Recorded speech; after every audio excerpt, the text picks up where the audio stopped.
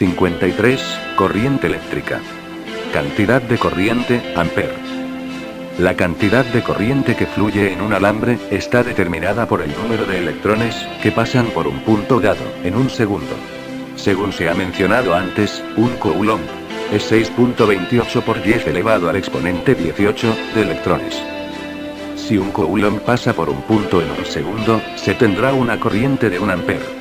El término de la unidad, amper, se deriva del nombre de otro hombre de ciencia del siglo XVIII. André-Marie Ampère. La corriente se mide también en microamperes, millonésimas de amper, y miliamperes, milésimas de amper. 54. Efectos de la electricidad. Efectos de la electricidad. Salvo lo que respecta a la fricción, la electricidad se usa para producir los mismos fenómenos que se describieron en la figura 34 y que también se usan para producir electricidad. 55. Efectos de la electricidad. La electricidad produce actividad química. Puesto que la carga eléctrica es la principal fuerza de unión a la que se debe la unión química de los compuestos, se puede usar un potencial o corriente eléctrica para alterar los procesos químicos normales. En electroquímica, esto se llama electrólisis. Por ejemplo, si se hace pasar corriente eléctrica a través de agua, H2O, que contiene una pequeña cantidad de ácido sulfúrico, las moléculas de agua se separarán en átomos de hidrógeno y oxígeno. Sin embargo, los átomos de oxígeno no liberan a los electrones de los átomos de hidrógeno que previamente compartían. Por lo tanto, los átomos de hidrógeno se convierten en iones positivos, H, positiva, y los átomos de oxígeno en iones negativos, O, a la -2, los iones son atraídos hacia los electrodos cargados con signo opuesto. En el electrodo negativo, los iones positivos de hidrógeno recogen electrones, se vuelven neutros y escapan del agua como gas. En el electrodo positivo, los iones negativos de oxígeno entregan electrones, se vuelven neutros y también escapan del agua como gas. Entonces los dos gases se pueden envasar.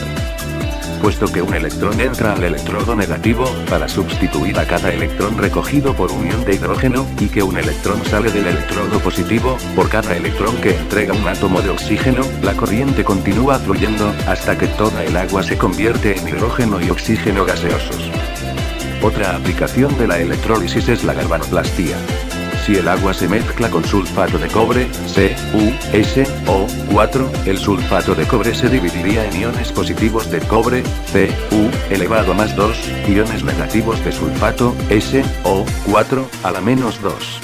Los iones de cobre irían al electrodo negativo y recogerían electrones. Pero como el cobre es un metal, se adhiere al electrodo. Después de algún tiempo, el electrodo se encuentra totalmente cubierto de cobre. En la misma forma se puede sobreponer a un objeto una capa de plata o de oro. 56. Efectos de la electricidad.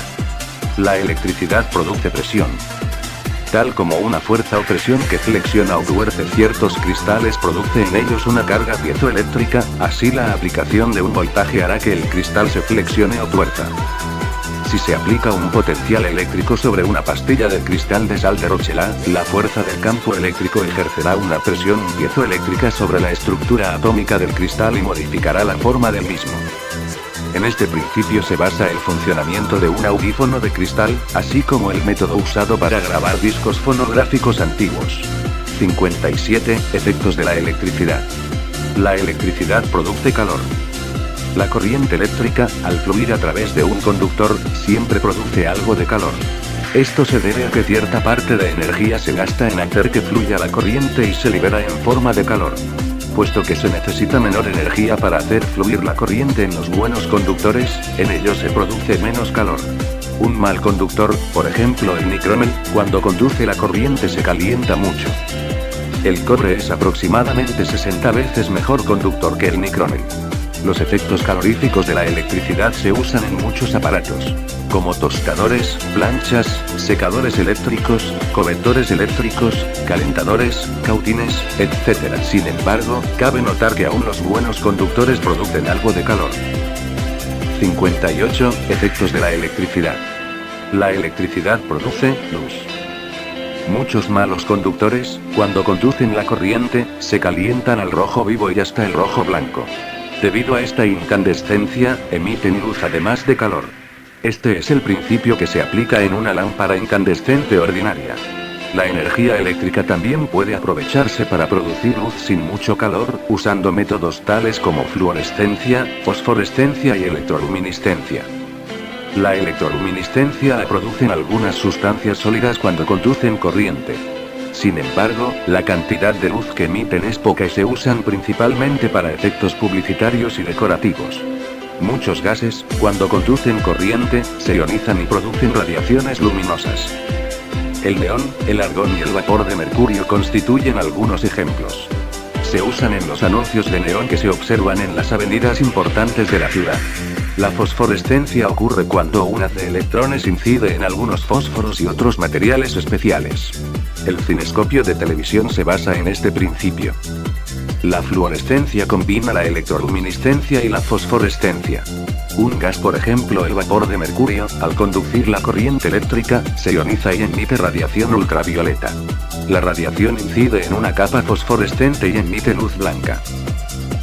59. Efectos de la electricidad. La electricidad produce magnetismo. Tal como el magnetismo puede producirse mediante la electricidad, así la electricidad es producida por magnetismo. Cualquier conductor en que fluye la corriente eléctrica, se comportará como un imán. A esto se le llama electromagnetismo. El magnetismo y el electromagnetismo se explican más detalladamente en las siguientes lecciones. 60. Magnetismo. Magnetismo. El magnetismo fue descubierto hace más de 2000 años por los griegos, cuando observaron que el hierro atraía cierto tipo de piedras.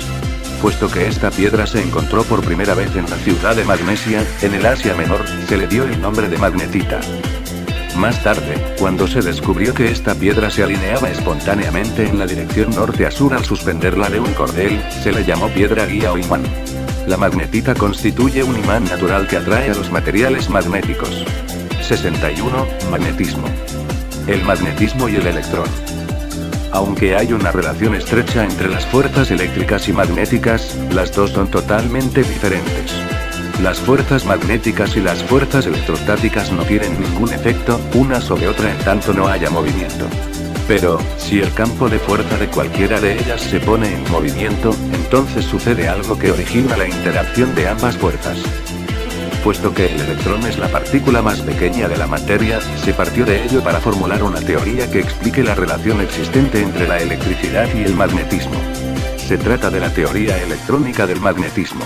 Se sabe que el electrón tiene una carga negativa y que esta carga produce un campo de fuerza que está dirigido desde todas partes hacia el electrón. Por otra parte, según se estudia en física, una carga en rotación produce un campo magnético. Por consiguiente, debido a su rotación orbital, el electrón también tiene un campo magnético. Este campo se extiende en círculos concéntricos alrededor del electrón. Así pues, las líneas electrostáticas de fuerza y las líneas magnéticas de fuerza, al encontrarse en cualquier punto, son perpendiculares entre sí, los dos campos combinados constituyen un campo electromagnético. 62. Magnetismo. La molécula magnética.